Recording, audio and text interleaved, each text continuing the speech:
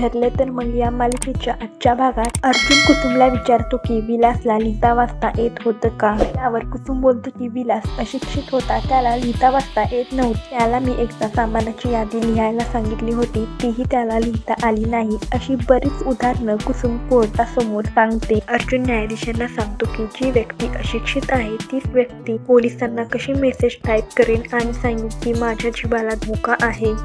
तर यावर दामिनी बोलते की कोणीतरी टाईप करून दिलं असेल, त्याला कोणी मदत केली असेल. तर यावर अर्जुन बोलतो की म्हणजे तेथे साक्षी होती तर दामिनी बोलते की मी असं काही म्हटलं नाही.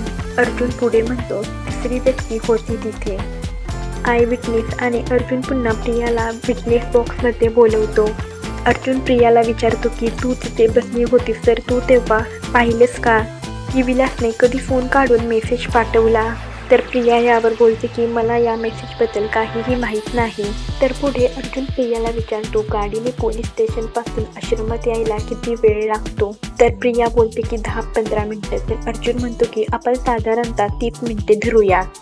तर अर्जुन पुढे विलासच्या मृत्यूची वेळ आणि पोलिसांना मेसेज पाठवल्याची वेळ कोर्टासमोर सादर करतो. अर्जुन न्यायाधीशांना दोन्ही वेळा तपासण्यास सांगतो.